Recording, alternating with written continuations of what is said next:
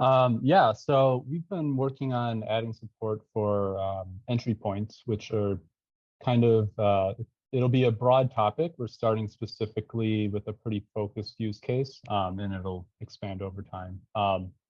The really immediate pain point we're trying to address here is that Dagger users need sort of like a standard way of actually organizing and invoking their pipelines.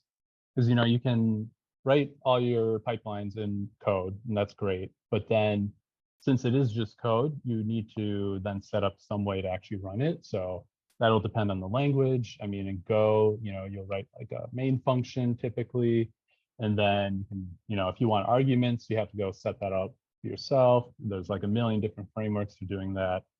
Same story for every other language, which can end up just being kind of a lot of boilerplate and overhead. And it also leaves a lot of potential for us to optimize things just off the table. So yeah, we wanted to make it as easy as possible to actually invoke things. And starting right now with the CLI. Yeah, so I'm just going to start with a simple example here. I'm starting with Go. Later, I'll show Python too, and then eventually all our languages will be supported. But yeah, so I have a Go example here, just with some really simple targets that you might want to use Dagger to build a binary, might want to use it to test. Pretty straightforward. So this mostly looks like a normal, Dagger pipeline. I guess one special thing is that there's this Dagger context object, and that is giving you a client, so you don't have to actually create a client. But it is just a normal function. I mean, we have like a base container we set up for both build and test. We're just mounting in some source code. It has to go tool chain installed, so on and so forth, some cache volumes. Yeah, and so then it also does accept an argument and can return one. So you'll see this to do. I'll come back to this later. I wanted to include build for now, but we need a couple extra features to make it totally make sense. I think I'll start with just test here. And so yeah, all I'm doing just calling go test using that base container. And the subpath here is just like I want to go and test the specific sub package of the source code. And then I'm going to return the standard out of invoking that. Yeah, so this is all pretty normal. But then instead of having to go and write a main function, use Cobra or the flags package, anything like that, all I'm doing here is calling beggar.serve commands, and then I'm just giving it build and test. And that's it. So actually, let me I have a lot of commands ready here. Okay. So I just invoked this. I'll go back to the actual command. So I'm doing bin Dagger because I have to build locally, but once it's actually released, we'll just be using the Dagger CLI for this. So Dagger do, and so debug, which will show some of these extra logs. That's something that we are actively working on improving too. But so then -c, that is pointing to demos go entry points, which is just the directory that contains the source that you were just looking at. So this, and -c, by the way, is short for config. You could type that all the way out if you want. Yeah, so I said Dagger do, and I want to run this code that's in this directory, and I ran help because I want to know what is actually possible. And so all of the stuff above was basically this internal magic we're doing, and then it spits out at the end the available commands. So there's build, and in the actual code, you had a comment right above that, and that shows up here as help doc. Same thing for test.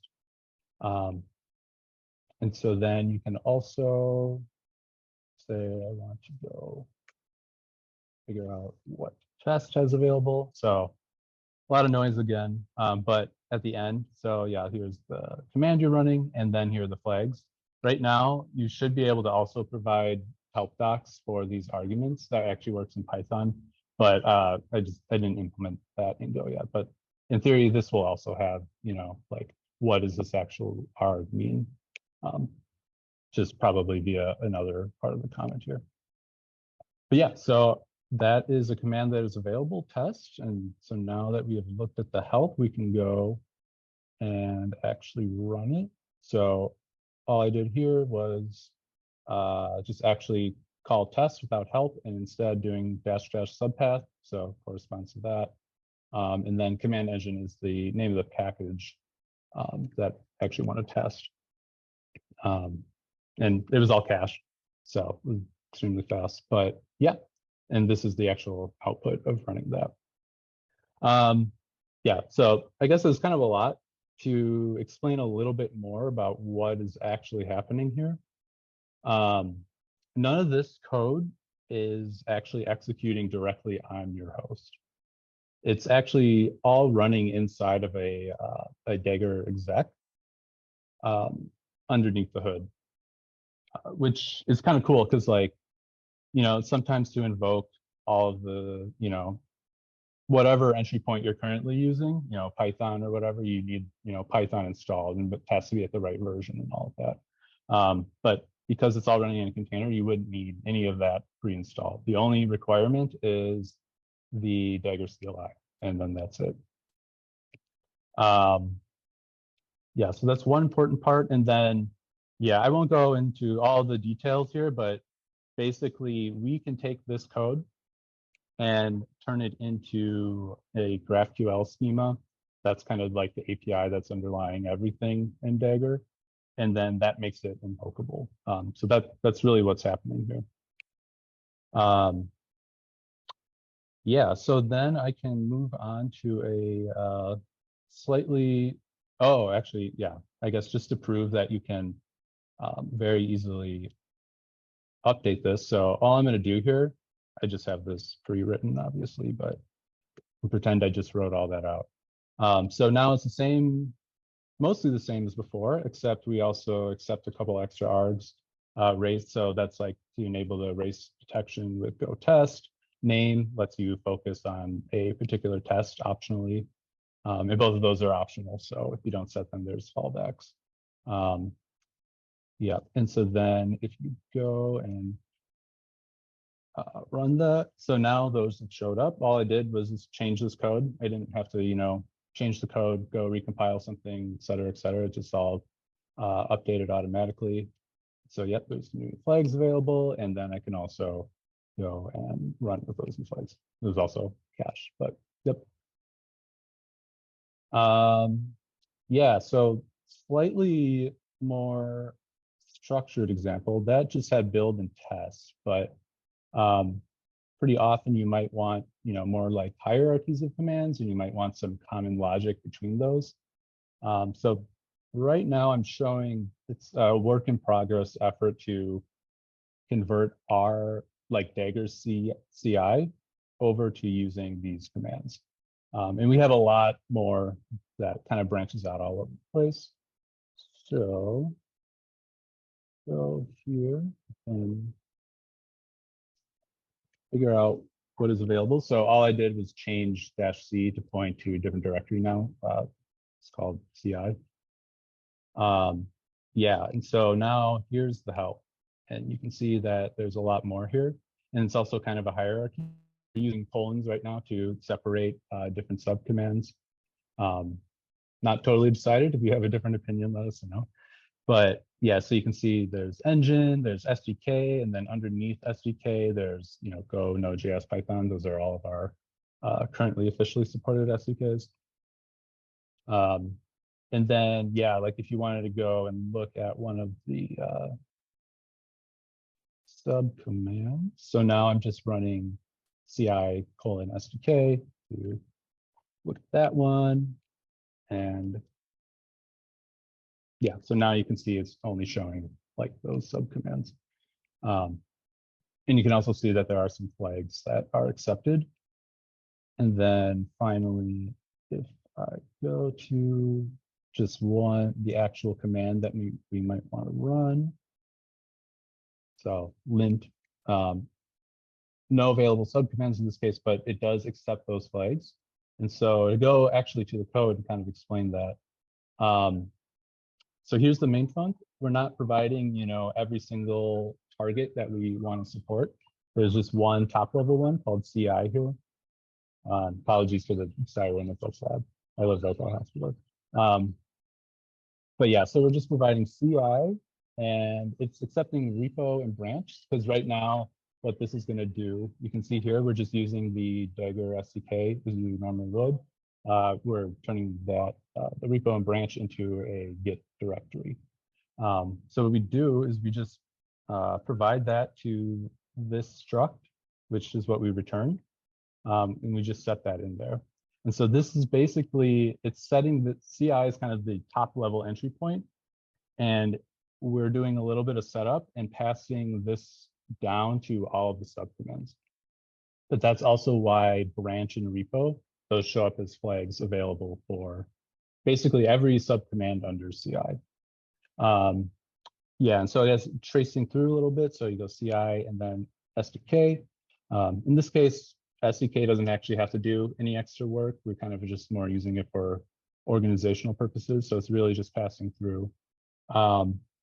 Eric, quick question, just a little bit related to the SDK portion is Marcos is asking, how does it detect which version of the runtime supported SDK to use? Can you override that somehow? Yeah, right now it's just hard coded, but yeah, that kind of goes off on a slightly different tangent, but that's probably good. So there's also this little configuration file that's alongside all of these, all the code. And so, yeah, right now there's like barely anything in here and you can only specify SDK Go, SDK Python, but you could imagine, if you want a specific version of Go, then you could specify that here. And I actually think this is kind of a whole other tangent, but there's probably going to be a lot of cases where you really need a very specialized image for where this code is running.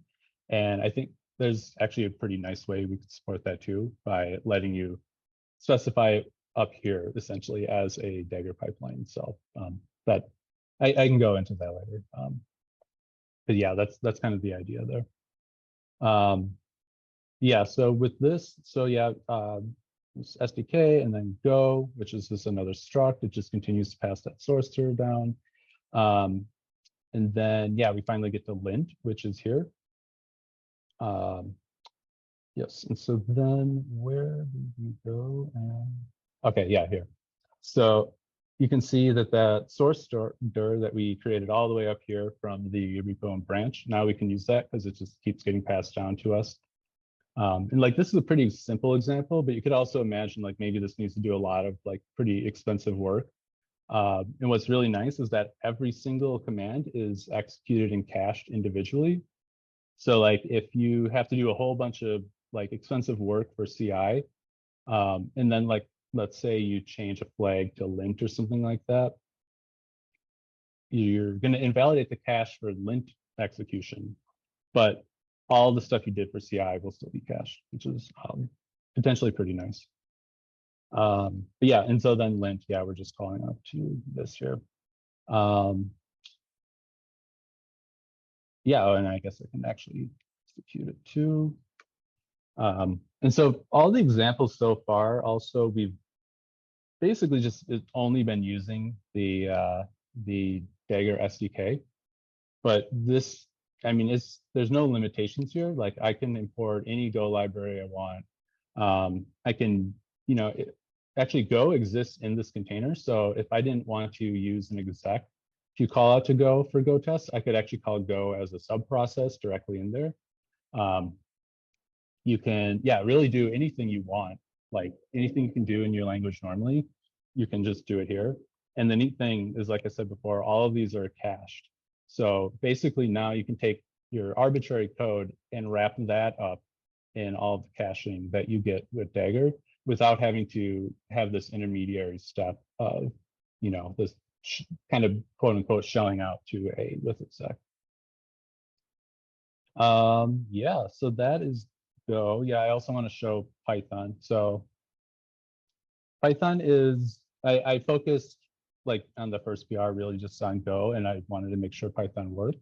But it's a little bit more rough. There's a little more boilerplate, but Helder, our resident Python expert, has a bunch of good ideas on how we can clean it all up. But yeah, so I mean, it does work, and it's basically really the exact same idea. So here's some Python code. We're using Strawberry, which is a third-party library, which does exactly what we need. It takes Python code and converts it into a GraphQL schema. I think in the final version of this, we will most likely have our own wrapper around that, but yeah, Strawberry has been really helpful for this. Yeah, so same idea. I just ran help, and here are the targets that are available. And actually, Python is actually, thanks to Strawberry, Python already has support for documentation on the args. So that is actually supported here. You can see it gets set here. Yeah, and then it's invocable in the exact same way as Go. So like really, the caller of this does not actually need to be aware of what language they're invoking. There's that dagger.json file that will specify it, but when you're calling this, there you really don't actually have to know at all, which is pretty cool. Yep, and so then it ran and outputted hello world. Yeah, so one other kind of neat thing, this is also a little bit rough, like most of this. Okay, so yeah, this command is a little bit longer, but I'm not in the Dagger repo at all anymore. So previously, because I was in the Dagger repo, that's what was getting loaded as basically the project directory, which is then available to all of these commands. Where did I go? Now I'm not there anymore. And so implicitly, if you don't specify, there's this new project flag I'm using. If you don't set that, it will become your current local directory. But now my local directory is temp, but I'm setting this to this Git URL. We need to make the syntax a little bit better here, but right now, basically what this is saying is just my fork of Dagger and then the branch demo. Yeah, and so then after that, it's the same as what you saw before. So pointing to the entry points and then calling test subpath. Yeah, and so it actually worked. And I think you can see, yeah, up here, what happened is Dagger just pulled the Git repo. I mean, obviously it's already capable of doing that. And then use that as the project directory.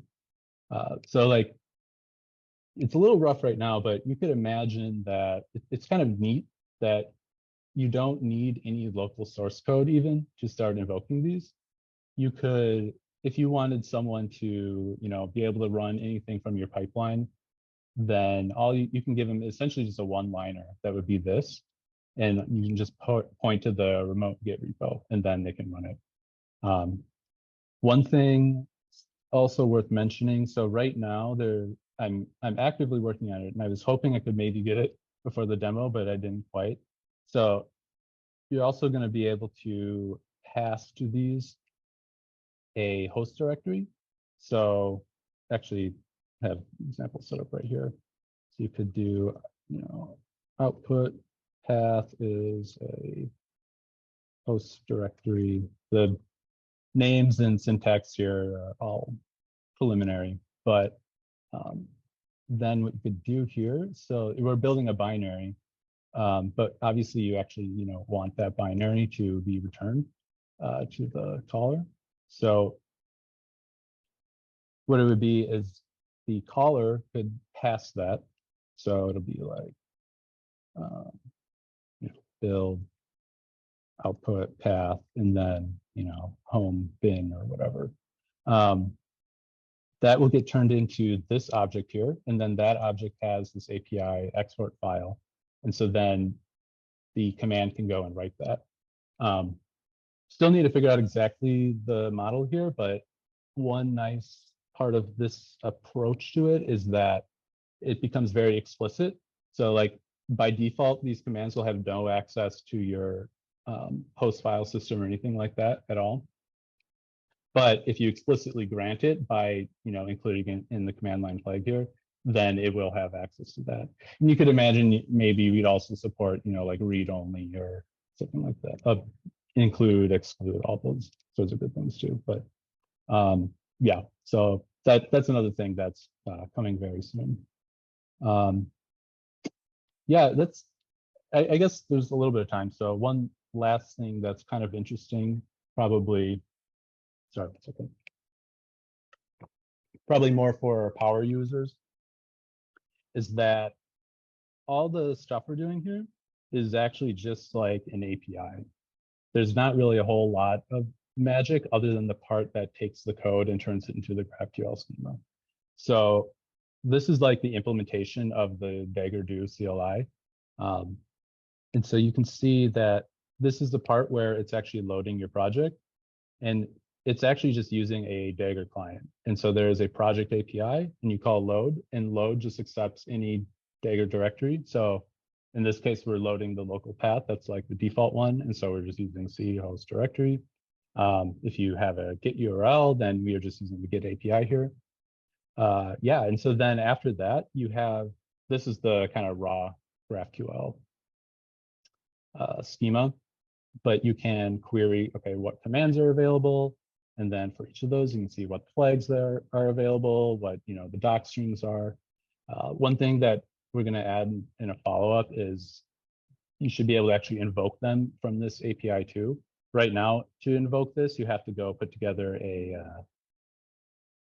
graph or like a raw GraphQL query, which totally possible in Golang. It's pretty disgusting and ugly. It's kind of what's happening here.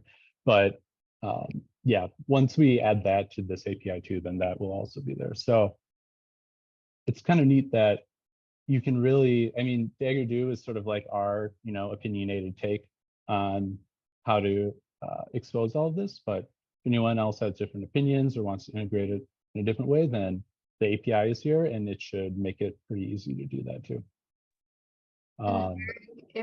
There were some questions that came in, but we can wait till the end if you want, because they're more like broader questions. Yeah, but just one last thing I was going to mention is that, yeah, I said at the beginning, this is all kind of like just a first step. And so there's going to be a lot of follow-ups. One of them is something we're talking about, artifacts, which would be basically, right now you can only return a string, but you also might want to be able to build, containers and binaries and all that sort of stuff. We want that to have some sort of officially supported API and CLI interface too. And it would probably be modeled pretty similar to this. So like what you just saw were commands, but you could also, list out what are all the artifacts available. You could have a CLI command to push them to somewhere or export them to your local directory, all sorts of stuff like that. We are still very early. We're just kind of thinking about all that still, but that's one idea. And then more things like that, like maybe official model for running tests. So you can have like structured test output or something like that, deployments or environments, so on and so forth. And the other long-term connection point is to extensions. So actually, like extensions are basically the ability to load in whatever, like you can make your own API that is based off of our core API and then load it into your engine and then invoke that, like in basically a totally arbitrary way. And so this is actually using all of the plumbing that we've set up for that. It's just in this case, we're focusing so that your API has to match, a specific spec, like with a command, it'll output a string. It can't output a directory or something like that yet. But yeah, like hopefully you can kind of see how this is all going to set that up yet. I think the biggest thing with extensions that doesn't exist yet is we want to support automated code gen. So you write your extension and then you want to invoke it from another language. You should be able to automatically generate the code for invoking it. That's like the really tough part. And that is, yeah, that's what doesn't exist yet. But this is kind of laying all that background work.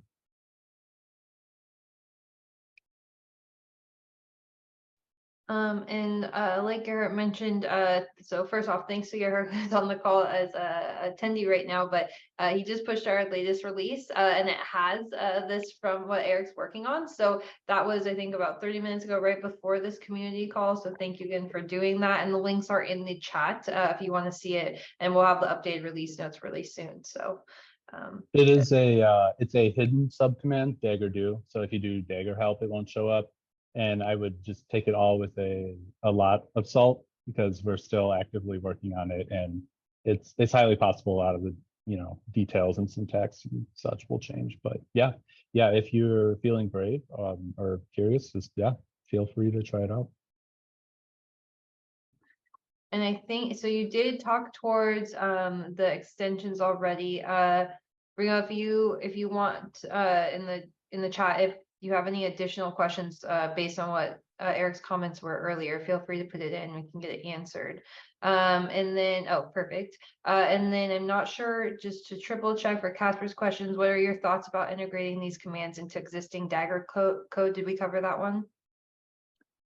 A little bit. So that isn't quite possible yet, but that's what I was mentioning before, where right now you have to write the raw GraphQL schema. And so I guess the next stepping stone would be that we can update this API to actually have support for invoking.